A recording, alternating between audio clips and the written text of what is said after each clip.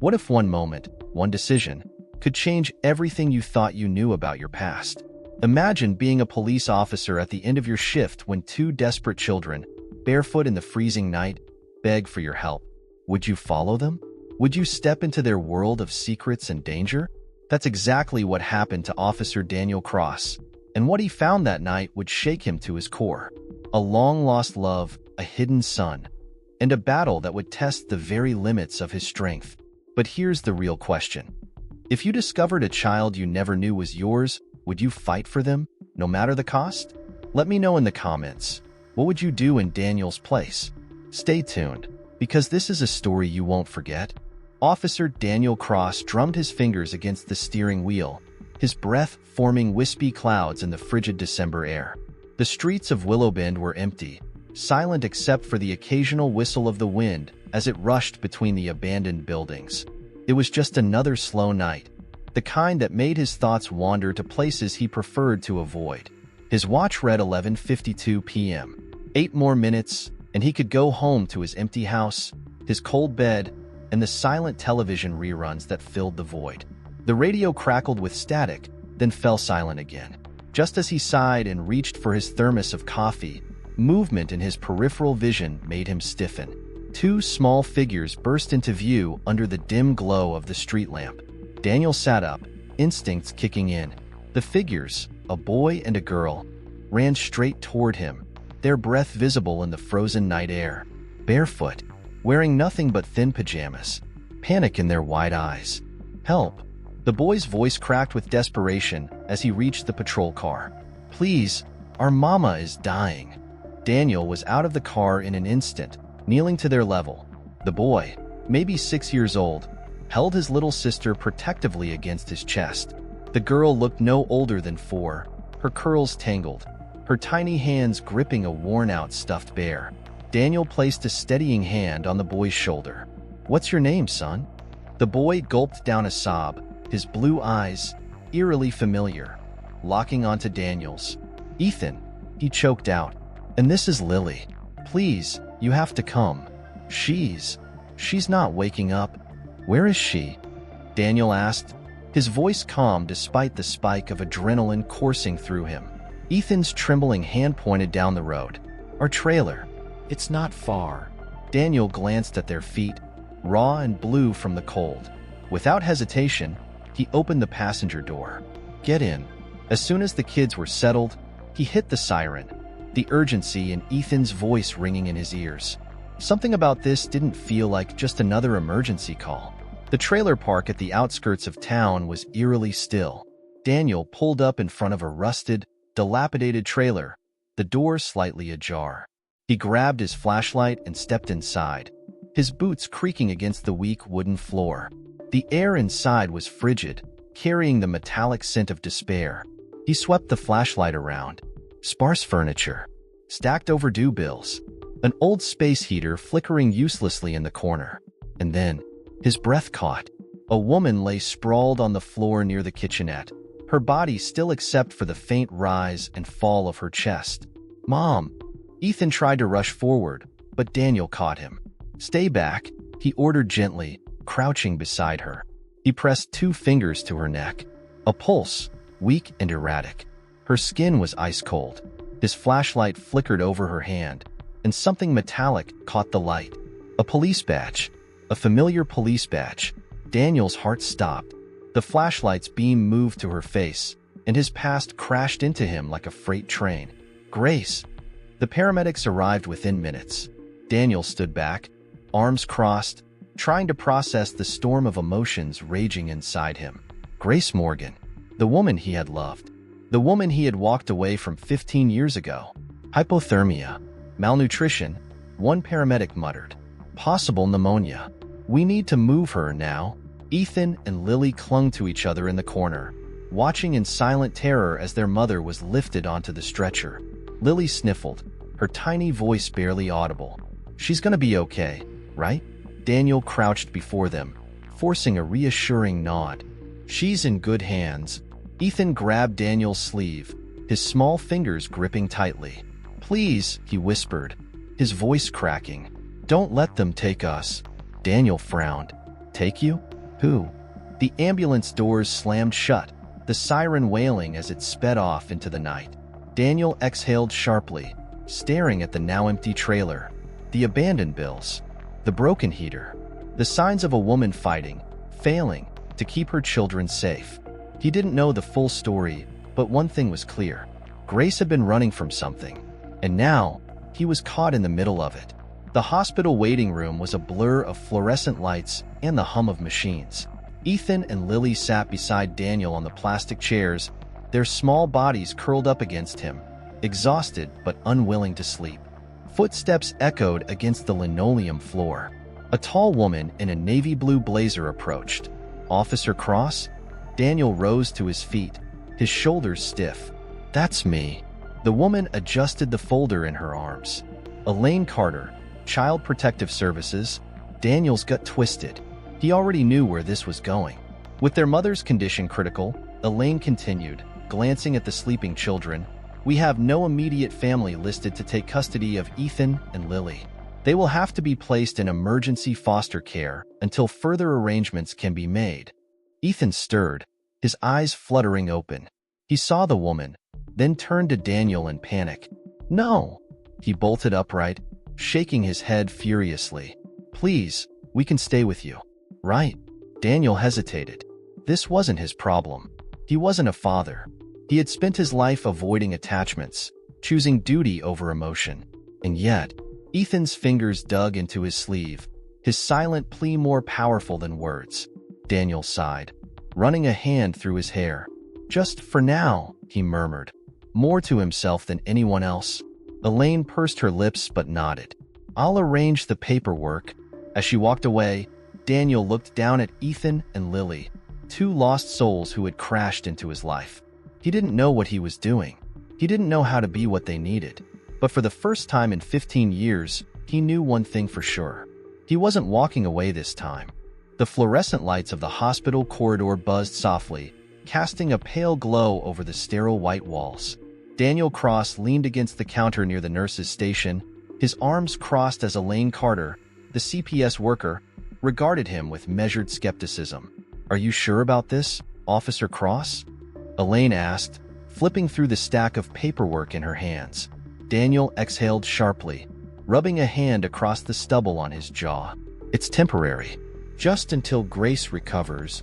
Elaine pursed her lips, tapping the folder against her palm.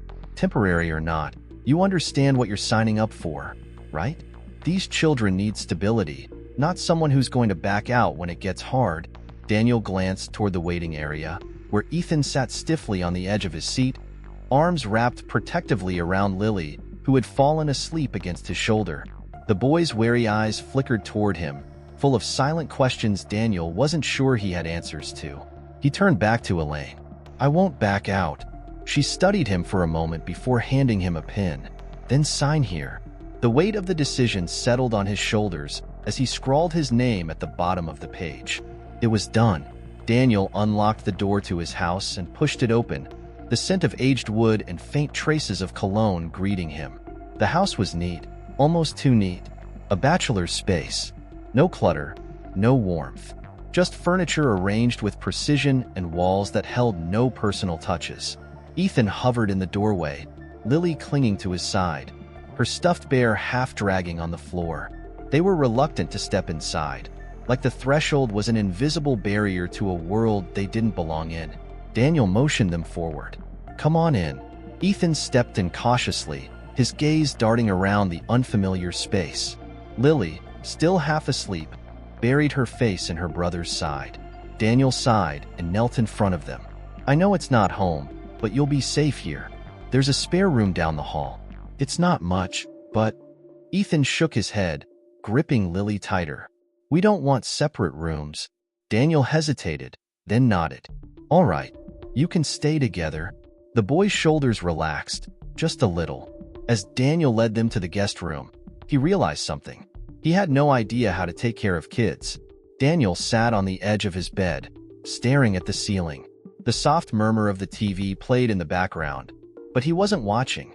Every so often, he found himself glancing toward the hallway. The children were quiet, too quiet. Finally, he gave in and got up. Padding softly down the hall, he cracked the guest room door open. The small lamp cast a dim glow over the room. Ethan lay curled up beside Lily on the bed, his arm draped protectively over her. Daniel took a step closer and noticed something that made his stomach tighten. Bruises, faint but visible, peeking from beneath Ethan's pajama sleeve. Daniel's throat tightened. He had seen marks like those before, on victims too scared to talk. Who had done this to him? Before he could dwell on it, Ethan stirred, blinking up at him with wary eyes. What? Daniel hesitated. Just checking on you. Ethan's fingers curled into the blanket, his expression unreadable. We're fine. Daniel didn't push, but as he closed the door, a silent promise settled in his chest. Whoever hurt these kids wouldn't get another chance. The smell of burnt toast filled the kitchen as Daniel muttered a curse under his breath, waving the smoke away. You're not very good at this, Ethan observed from his seat at the table, watching him with the kind of scrutiny that made Daniel feel like he was being evaluated. Daniel grunted, tossing the ruined toast into the trash. You don't say. Lily giggled sleepily, swinging her legs under the chair. I like pancakes, Daniel sighed, running a hand through his hair. Well, kid, I don't know how to make pancakes. Ethan rolled his eyes. There's a box mix in the cabinet. You just have to add water. Daniel stared at him for a moment before turning to the cabinet and, sure enough, finding a box of pancake mix he didn't even remember buying. Ethan smirked. You're welcome. Daniel huffed but couldn't help the small chuckle that escaped. All right, smart guy.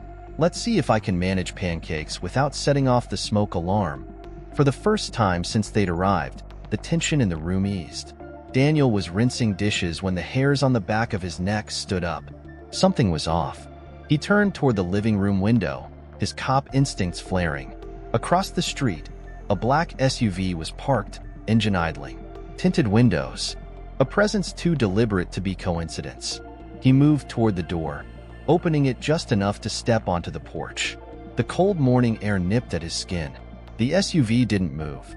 Then, as if sensing his gaze, the engine revved, and the vehicle pulled away, disappearing down the street. Daniel's jaw tightened. He had seen enough in his career to know when someone was watching. His phone buzzed in his pocket. He pulled it out, frowning at the unfamiliar number. This is Officer Cross. A hesitant breath on the other end. Then a woman's voice, Elaine Carter. Daniel, we have a problem. Martin Wells is trying to claim custody of Ethan. Daniel's grip on the phone tightened, his gaze flickering toward the hallway where the children were playing. He had made a promise. He wasn't going to let them down. Daniel sat in his office at the Willow Bend police station, rubbing his temples as he stared at the legal document on his desk. The words blurred together, but the meaning was clear. Martin Wells had officially filed for custody of Ethan. This can't be happening, he muttered, slamming the folder shut. His partner, Greg Mitchell, leaned against the doorframe, arms crossed. You knew this was coming, man. The guy's been circling ever since he got out. He's not going to let go easy. Daniel exhaled sharply. He's not a father. He's a predator. Greg nodded grimly. Doesn't matter. The law's the law, and right now he has rights. Daniel's jaw clenched. Not if I can help it. Grace lay propped against a stack of pillows in her hospital bed, her face pale but determined.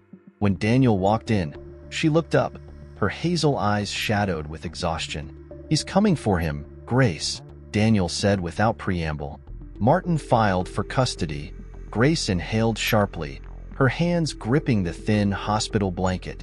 No, he can't. We have to fight this together, Daniel said, his voice firm. But I need the truth. Everything. Her lips trembled before pressing into a thin line. He doesn't love Ethan, Daniel. He wants to control him. He wants to control me. She looked away, her fingers gripping the sheets. I ran for a reason. He'll never stop. Daniel knelt beside the bed, his voice softening.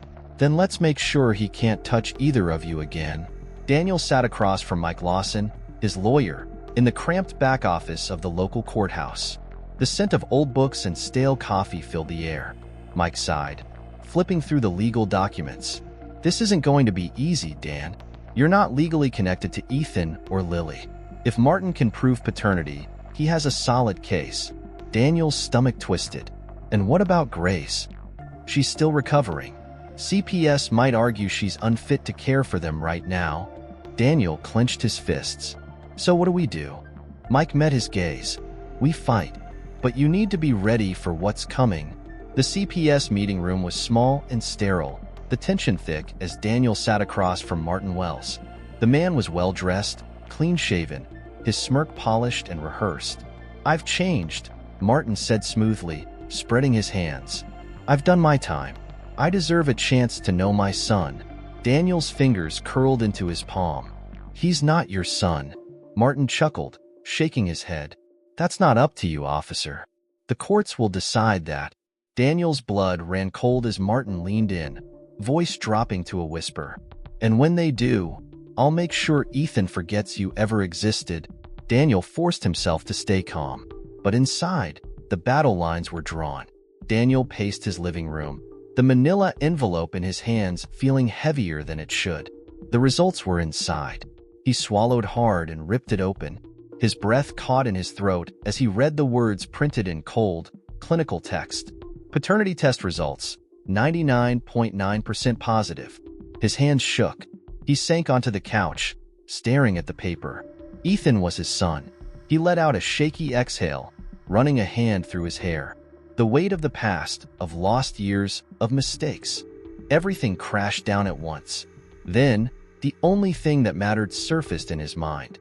He had a son, and he wasn't going to let anyone take him away. Daniel stood at the foot of Grace's hospital bed, his heart pounding. The sterile scent of antiseptic filled the room, but nothing could cleanse the weight of the secret that hovered between them. Tell me the truth, Grace, he said, voice low but firm. Is Ethan my son? Grace closed her eyes, her fingers gripping the hospital blanket like it was the only thing keeping her grounded. When she opened them again, there was no more running, no more excuses. Yes, she whispered. Ethan is yours. Daniel exhaled sharply, gripping the bed's railing for support. The world tilted, 1,000 memories crashing over him. Why didn't you tell me? His voice cracked, raw with betrayal.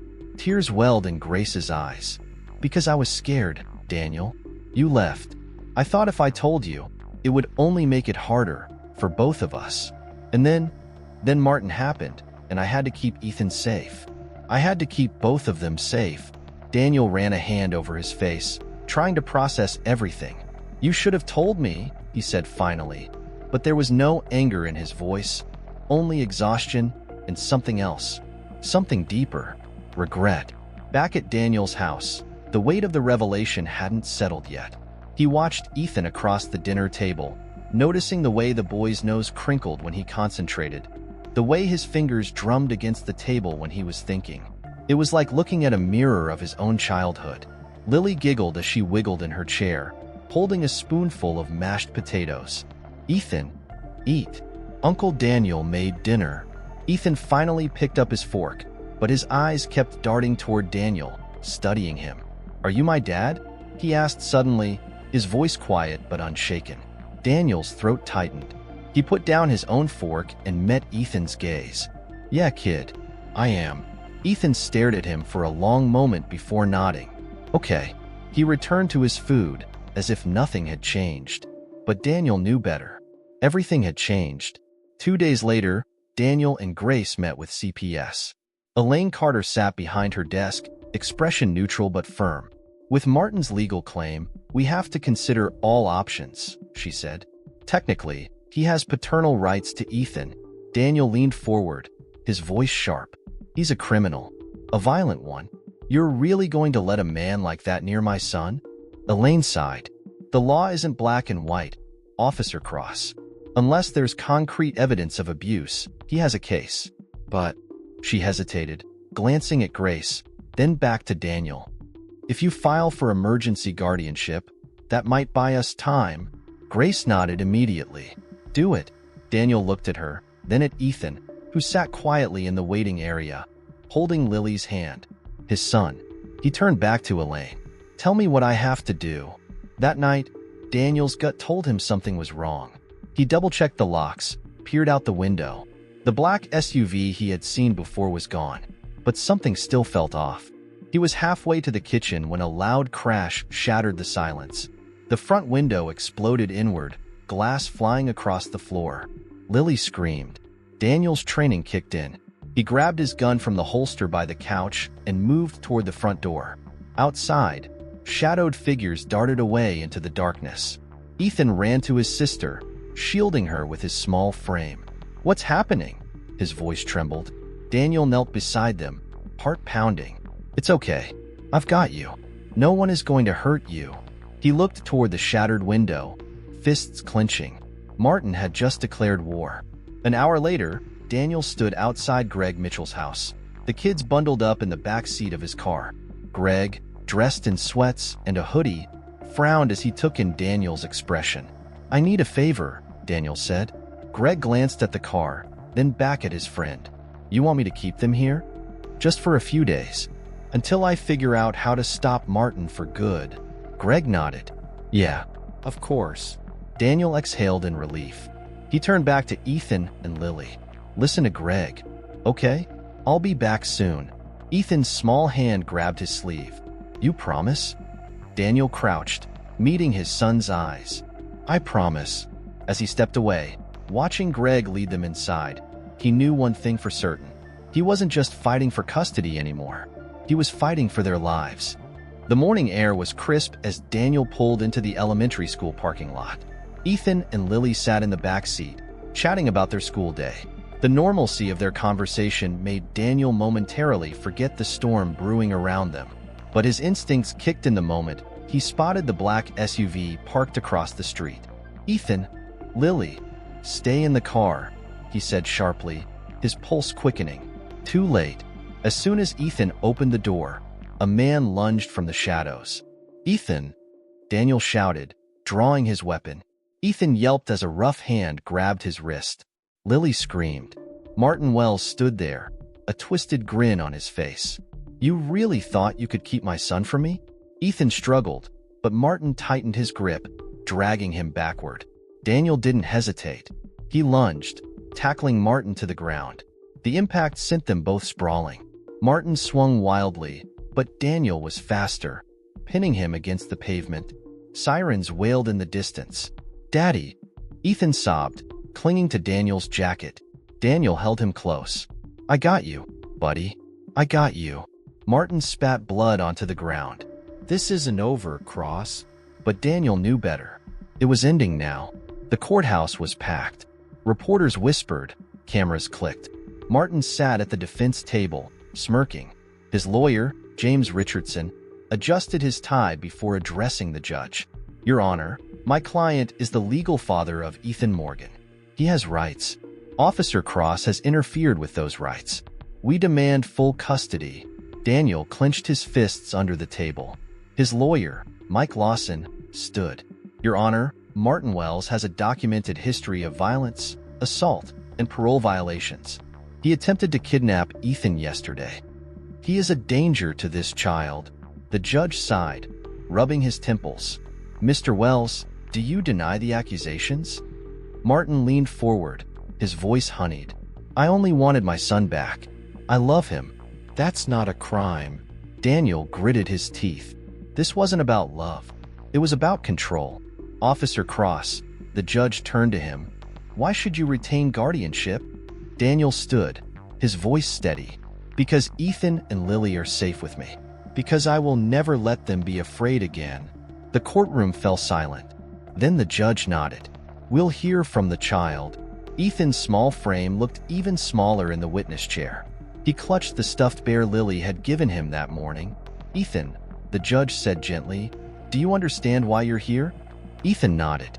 "Because that man says he's my dad." Martin smiled. "That's right, kid." Ethan's tiny hands tightened on the bear. "But he's not my dad. My dad is Daniel." The courtroom gasped. "He keeps me safe. He makes me pancakes. He reads me stories. He checks for monsters under my bed. I don't want to go with Martin. I want to stay with my real dad." Martin's smirk disappeared. His lawyer paled. Daniel swallowed hard, his heart pounding. Ethan had made his choice. The judge cleared his throat. This court has reviewed the evidence, the testimonies, and the well-being of the children involved. The best interest of the child is paramount.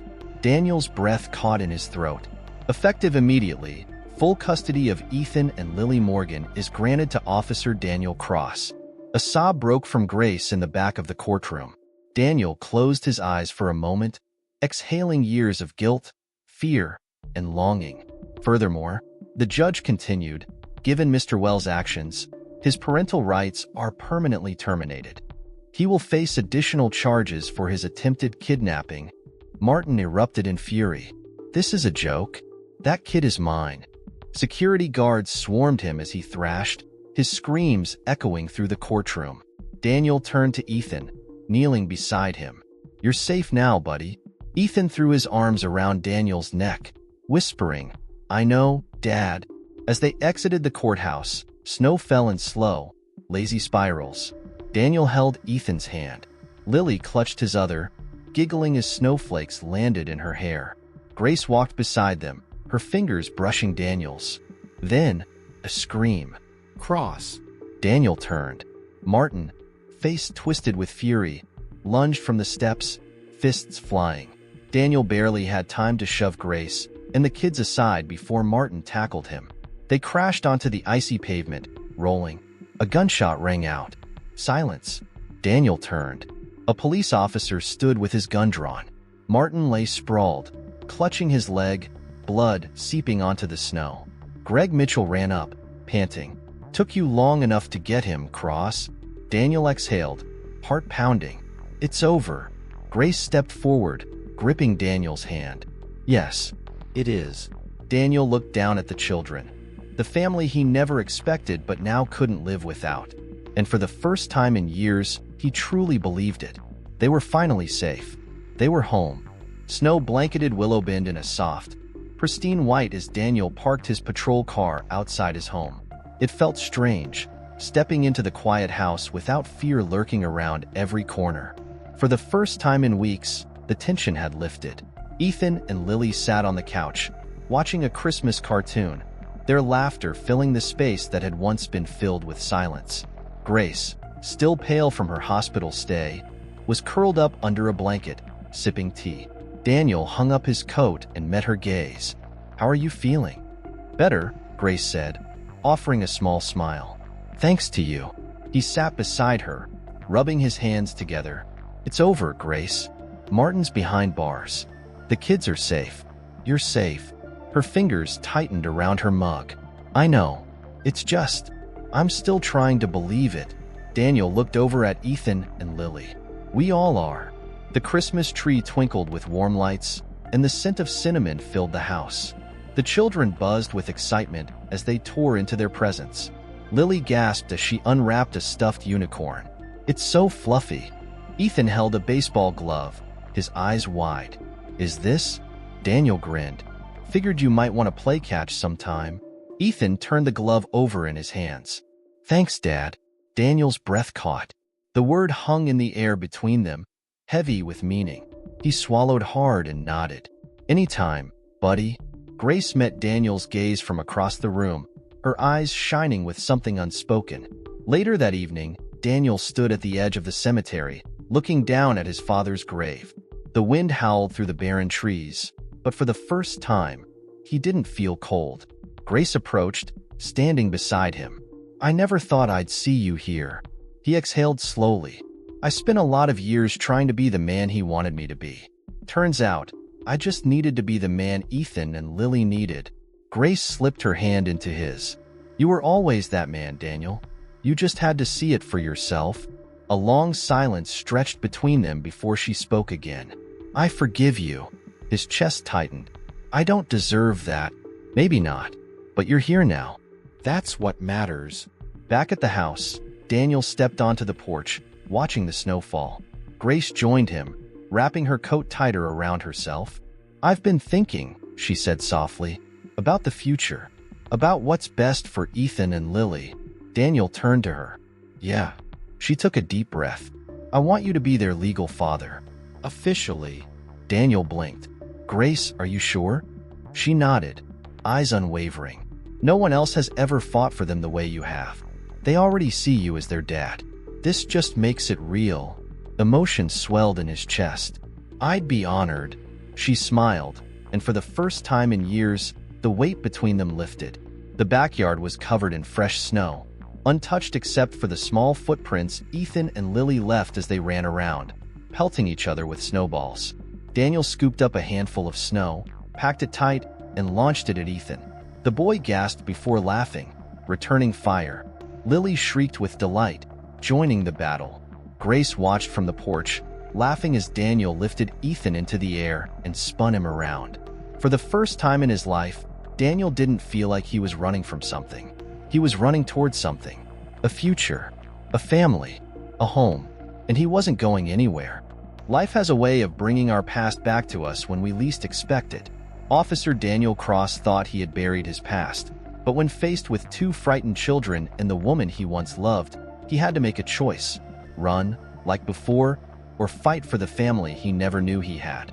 What would you do if you discovered a secret that could change your life forever?